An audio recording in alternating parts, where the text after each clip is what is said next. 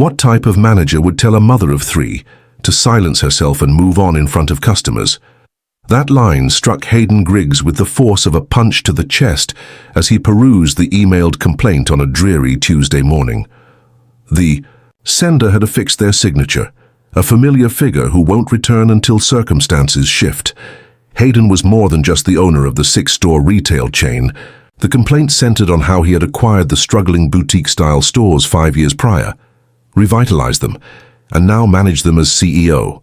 However, over the past year, profits had stabilized, turnover was increasing, and issues like this had begun to go unnoticed. He had created something meaningful, yet recently, it seemed as though he was merely observing it from afar. The grievance originated from Store 4 located on the fringes of Dallas. While it didn't rank as the lowest in performance, it did experience the most significant staff turnover. Hayden had yet to meet the staff in person. He had hired the current manager, a man named Brent, through a district manager 2 years prior. Hayden had spoken to him on just 2 occasions, both during routine performance reviews conducted over Zoom calls. He resolved to take matters into his own hands. Instead of involving HR or reaching out to Brent, he would witness it firsthand. On Thursday morning, Hayden entered Store 4, donning the guise of a fresh floor trainee called Tom.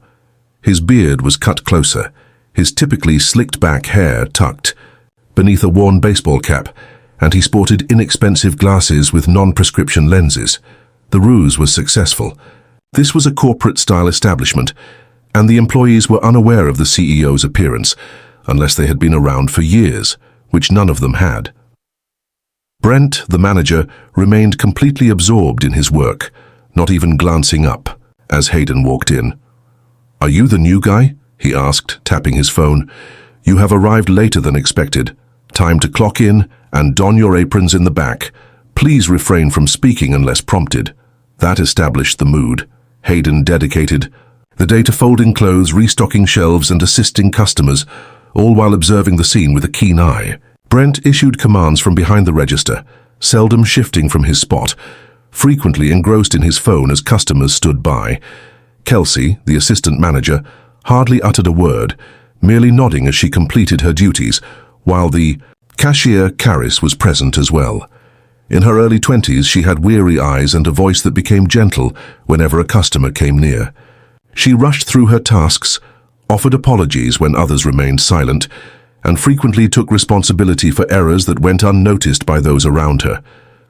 Hayden observed her seamlessly step in as Brent departed during the transaction, effortlessly calming a customer who was frustrated by a pricing error, all while maintaining a cheerful demeanor. Yet there was an unsettling feeling. Caris was quiet, speaking only when necessary. She recoiled, truly recoiled, when Brent called out her name from across the store. At one moment, as she subtly pointed out an error in the refund Brent had handled, he grumbled softly while walking by. "Perhaps if you focused less on playing the victim and more on your responsibilities, we wouldn't be in this predicament." Hayden remained silent. Not at this moment. In the late afternoon, a woman entered, clutching a return bag while balancing a toddler on her hip. She appeared tense yet courteous. "Hello, I purchased this last week, and you didn't," Brent interrupted her. "That color is not available in our selection. It's likely you picked it up at our downtown location." "I have the receipt," she said, raising it high. "Proceed to that location. This is not worth my time." The little one began to wail. The woman endeavored to maintain her composure. "I simply require store credit, ma'am. No, please make a purchase or exit the premises." Caris moved away from the register, leaning in to share a hushed remark with Brent, the words slipping past Hayden's ears, lost in the air. Brent faced her, his voice carrying clearly for everyone in the front half of the store to catch. "Keep quiet and move on. This place isn't under your control." Hayden tightened his jaw. He observed Caris as she swallowed hard, her gaze lowered, hands trembling slightly, while she returned to the register, assisting the woman in processing the return. Quietly after Brent had walked away. As the day drew to a close, Hayden felt utterly drained, not from the task. The heaviness in his chest signaled that something was amiss, completely off the mark. As he departed, Caris was securing the register. He took a moment to stop. "Are you all right?" he inquired, his voice barely above a whisper. Her gaze met his, a flicker of astonishment crossing her features. "Indeed, feeling quite weary." He remarked on how well you managed that customer. She offered a faint smile. "Thank you. You'll adapt to the environment here in no time." That night, in the solitude of his hotel room, Hayden found himself unable to drift into slumber. He gazed up at the ceiling, lost in thought about the grievance, the manager's demeanor, and Caris. This was more than merely an impolite manager. This was an individual who was deliberately causing harm to those beneath him. Not only was Caris weary, but she was also concealing something beneath the surface. He chose to remain for the remainder of the week, not as Hayden Griggs, the proprietor, but simply as Tom. The newcomer, set to observe everything by Friday morning, had already resolved to not overlook anything. He showed up ahead of time prior to the store's opening and lingered in the back stockroom where the staff typically checked in. The room carried a subtle scent of cardboard mingled with stale air freshener, while the overhead light danced, with an intermittent flicker every few seconds. As employees arrived, Kelsey was the first, followed by a newer teen named Mateo. He remained silent, folding hangers and feigning interest in the onboarding manual that had never actually been provided. To him, Caris entered last, her hoodie clinging to her from the early drizzle. She acknowledged with a nod, then made her way to the modest break table to cram her bag into a locker that refused to close properly. "Are you comfortable with mornings?" Hayden inquired, maintaining a laid-back tone, while Caris offered a weary shrug. "Superior to evenings. Brent prefers to depart early during quiet times while ensuring we remain until everything is immaculate." Hayden inclined his body just a touch. If it isn't, he reviews the footage and sends messages the following morning, often placing the blame on whoever was responsible for closing. She stated it matter-of-factly, as if recounting the forecast, rather than discussing a superior who employed monitoring to instill fear in employees. Before Hayden had a chance to reply, Brent burst through the back door, clutching a paper coffee cup and already in mid-conversation. "Let's arrange for the floor to be changed for the weekend promotion. Kelsey, please label the new arrivals. Mateo, you'll be in charge of the fitting rooms. Tom, keep an eye on Caris, she's at the register."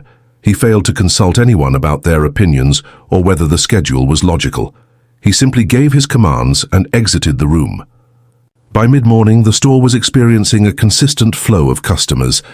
Caris navigated the space with precision, reviewing returns, addressing inquiries, and managing a faulty register keypad with a composed demeanor.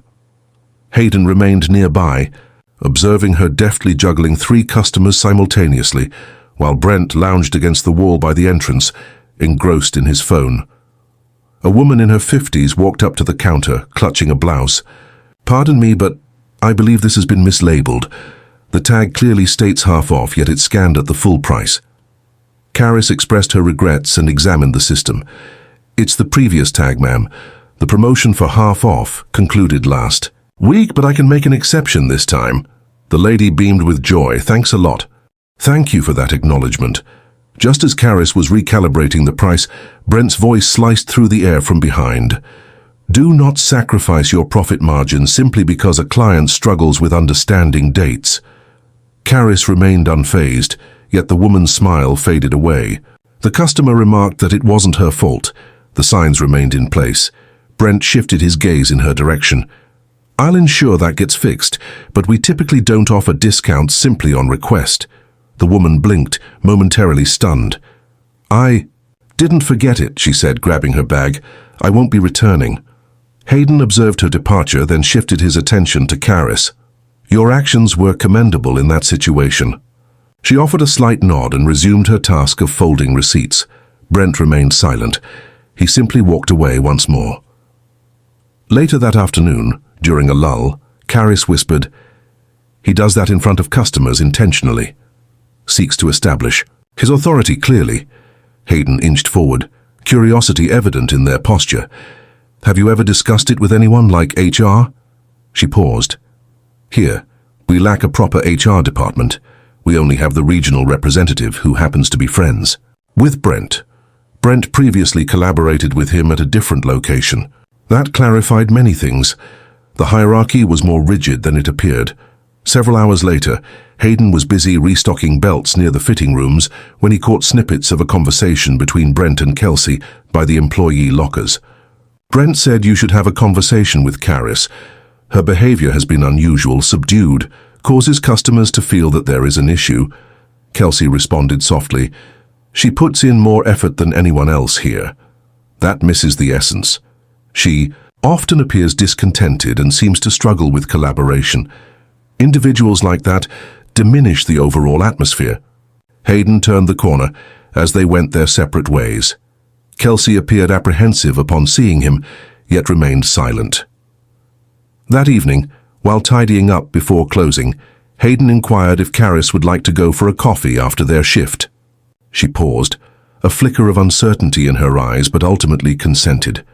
They strolled to a diner just 2 blocks down, and as they settled into a cozy booth, Hayden removed his glasses and leaned in closer.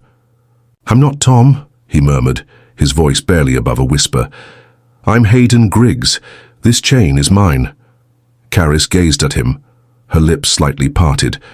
"I arrived incognito due to a grievance. I felt compelled to witness the situation firsthand." She paused for a moment, then softly replied, "I'm not surprised. I sensed there was something unusual about you. You truly paid attention." He gazed into her eyes. "For how long has this been occurring?" Caris released a slow breath ever since his arrival.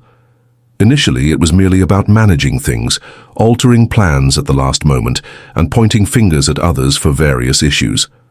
Then it became more intimate. He critiques my gait and my speech. Once he mentioned that my anxious demeanor seemed to unsettle the customers. Hayden's expression grew steely. "Has he ever laid a hand on you? Made you feel unsafe?" "No, just words, but they carry weight, especially in public, and I can't risk my position. My mother is unwell. I handle the majority of our expenses." Hayden took that in. The burden was palpable, the tension she bore, the anxiety of voicing her thoughts, and the unsettling reality that no one had intervened. Are the others aware? Several. Kelsey offers her assistance whenever possible. Mateos was aware, yet fear had already taken hold of him. Hayden gave a slow, deliberate nod. "I appreciate you sharing that with me. Tomorrow I will return, but not as Tom. I will be present when the store opens its doors. This concludes here." Caris gazed at her untouched tea. "I'm worried he might discover that I spoke with you." "He will not, and even if he does, you have company. Now." They returned quietly, the air thick with unspoken words. At the store, he bid her good night and observed her walk home, then discreetly made his way around the block to his rental car. On that night, he placed 3 calls. One message was sent to his district ops lead, directing them to meet him at store 4 in the morning. A request to his legal advisor for the necessary documentation protocols, and one to the regional manager, who had suggested Brent. Hayden stated, "I have a question for you. Were you aware of what he was doing to that staff?" The man faltered. In his speech, "I merely perceived him as stern. There's no need to justify his actions. Make sure to be at the store tomorrow. You will observe him gathering his belongings." Hayden barely slept, yet it hardly mattered to him. He had witnessed more than enough, and tomorrow the facade would be lifted. Hayden reached the store a quarter of an hour prior to its opening time, not as Tom, but as his true self. A sharp white shirt under a navy windbreaker, his company ID fastened to his belt, devoid of any pretense. He entered through the front door, accompanied by the operations lead, Dana, while the regional manager, Travis, followed closely in silence. The store's lights illuminated the space, yet the gates remained firmly closed. Inside, Brent lingered by the counter, taking a sip from a plastic cup. Upon catching sight of Hayden, he blinked, a wave of confusion washing over him. "You've arrived. Ahead of schedule." "I assumed the new guy wouldn't be here today." Hayden remained silent. He advanced, maintaining a steady, unwavering stare at Brent. "I am not Tom. My name is Hayden Griggs. This business is mine." Brent blinked once more, this time with a deliberate slowness. "Excuse me, what did you just say?" "I have been engaged in covert operations here since Thursday. I have observed and listened to more than enough. Brent stood tall, striving to regain his composure. If this pertains to that customer, misunderstandings may arise. This establishment operates under my vision. The outcomes are self-evident. Dana moved ahead, presenting Hayden with a printed report. He examined it closely, then turned his gaze back to Brent. In the past 2 months, there have been 4 official complaints from customers. In the past 6 weeks, 2 employees have left without providing any notice.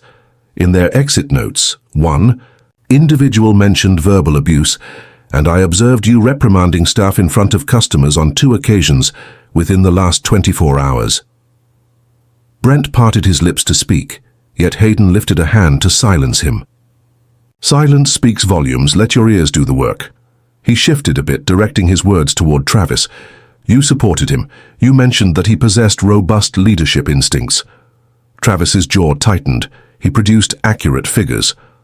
I was unaware that you hadn't inquired, Hayden interjected, maintaining a composed demeanor though a chill had crept into their tone. The team hasn't received your check-in. You glanced at the spreadsheets and took it for granted that all was well.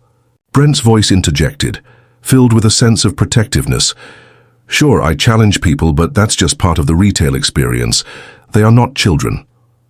As Hayden took a measured step forward, it became clear that not everyone can withstand a bit of pressure.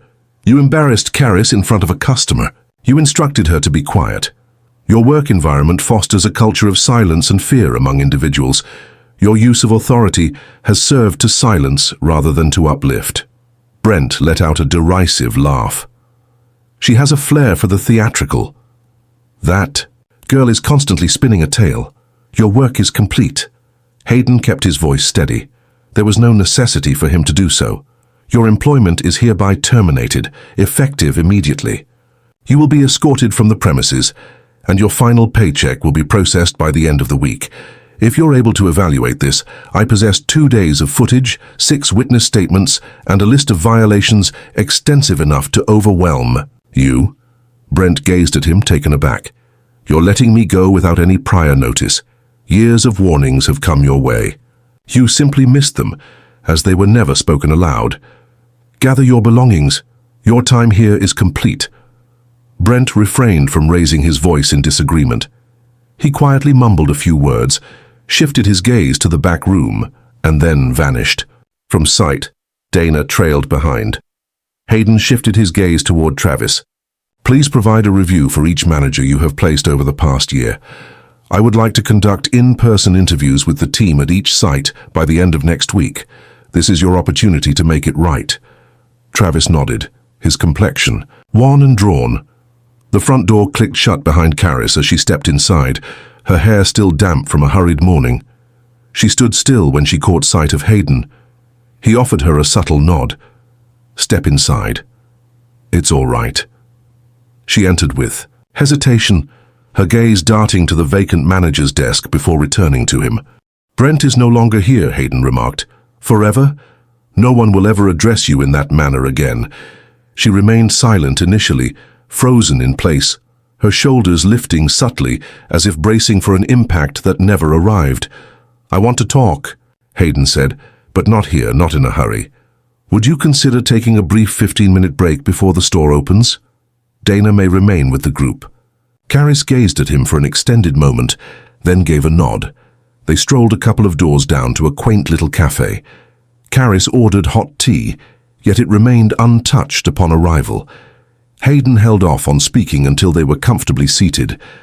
I observed your actions from yesterday, the reimbursement, the bustling crowd at lunchtime, the manner in which you soothed that woman after Brent's awkward moment. You maintained the operation of the store. It isn't always that way, she murmured softly. There are days that feel particularly challenging. Your trust in me is appreciated. I recognize that you've shouldered more than your fair share, and that changes now. Caris averted her gaze, her eyes locked onto the napkin dispenser. It's more than just the shouting. He kept altering my schedule without warning. I explained that I required mornings due to my mum's medical appointments. He began assigning meter closes solely to emphasize his point. Hayden reclined, contemplating. What held you back from leaving? I made an effort. I explored other opportunities, but their compensation is lower. Having been here the longest, I figured that if I just endured, things might eventually calm down. He hesitated. Would you be open to taking on a leadership position here? Her head jerked upward. Excuse me, not in charge, not at this moment. However, assistant floor lead. Your assistance would be invaluable in organizing schedules, facilitating training and enhancing customer service. A raise would accompany it. You will be reporting directly to Dana until we appoint a new branch. Manager Caris opened her eyes wide. I lack the necessary qualifications. Indeed you are. This store has been managed from behind the counter by you, and you've accomplished it with elegance, amidst a pressure I wouldn't endure for even a moment. She remained silent, yet her grip on the teacup relaxed just a bit. He reassured you that you wouldn't be embarking on this journey by yourself. Next week, we will be bringing in a temporary support manager, and we plan to hire a new full-time leader with your participation in the interview process. Caris gave a slow nod. Sure, I can give it a shot. Excellent. You are worthy of more than just getting by. He rose to his feet. Let's return, back to the shop. Dana initiated a gathering, with Kelsey and Mateo. The tension lingered, yet it felt more delicate, as if a tempest had swept through. Hayden discreetly led Kelsey away from the crowd. It seems you've been keeping track of everything, haven't you?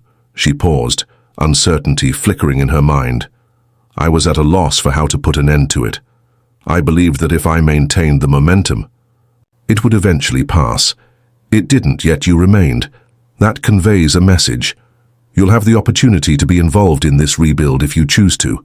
She nodded, her eyes glimmering with a hint of excitement. Hayden glanced over at Mateo.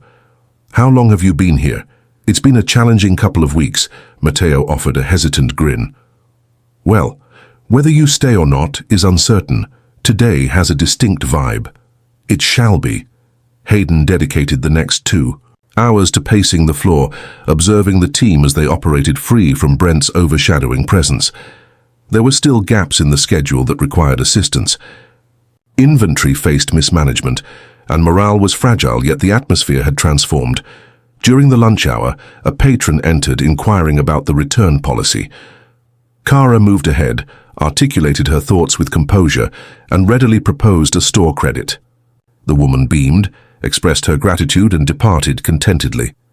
Hayden observed the scene from the rear, remaining unseen. There remained tasks to complete.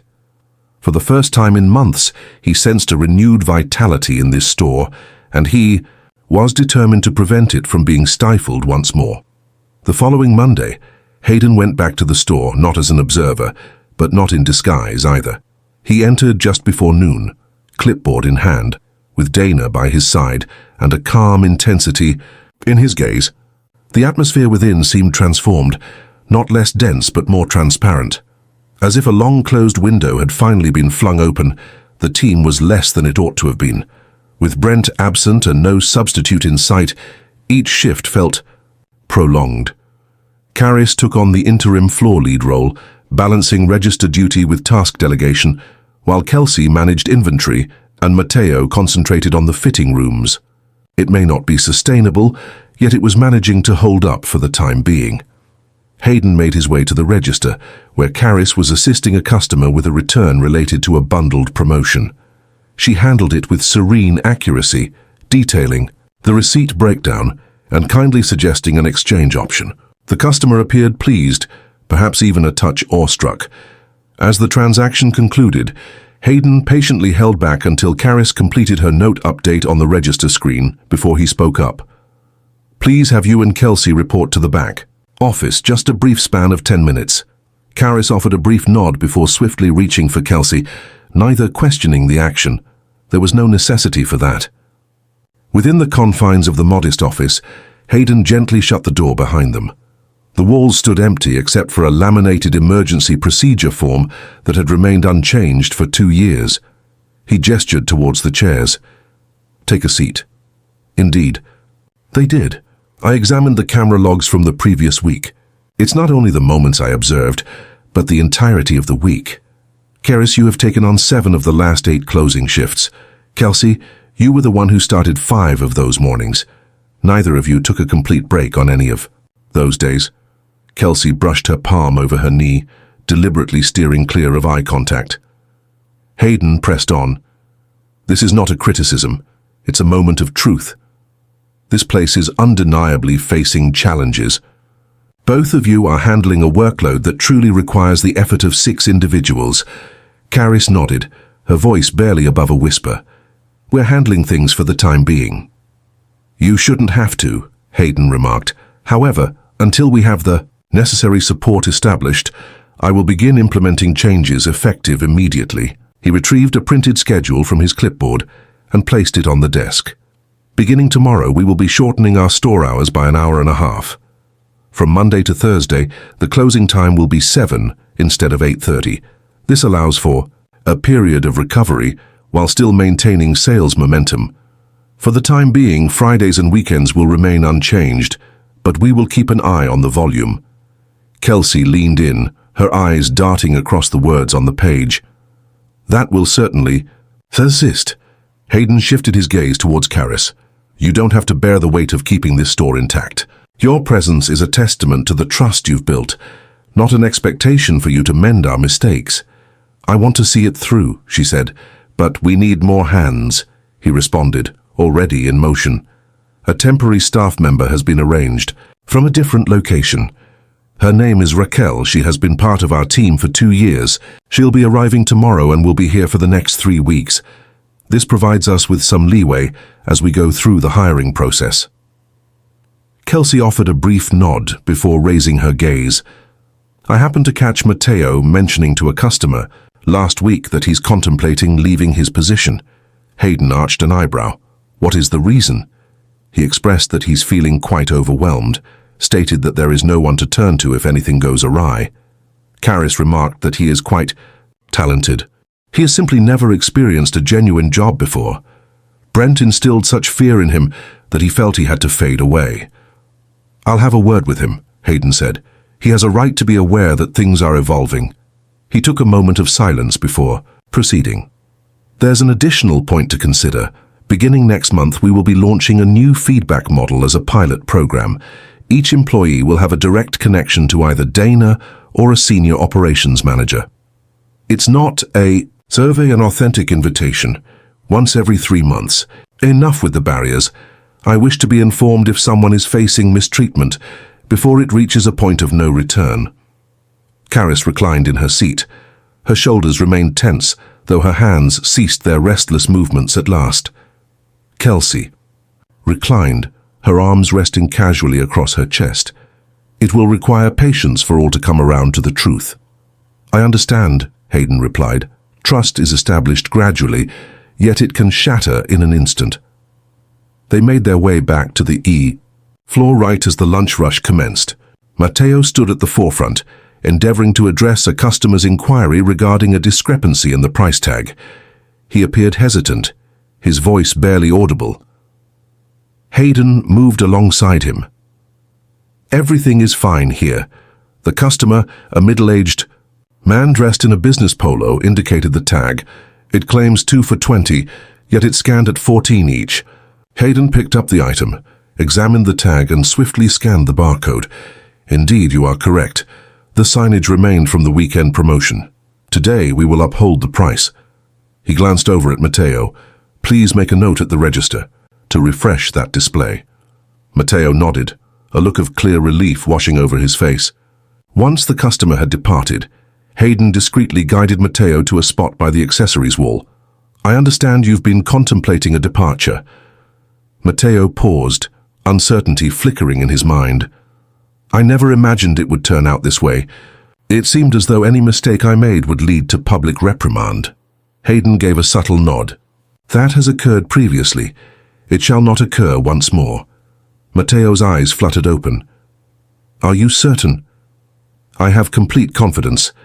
I desire for you to remain. Your abilities are promising. What you require is guidance, not stress. Mateo let out a breath through his nostrils. Very well, I shall persevere. Hayden gave his shoulder a firm clap. Great, let's make our time worthwhile for one another. That afternoon, Raquel made her entrance. In her late 20s, She exuded a quiet confidence, seamlessly diving into stock reports without needing any prompt.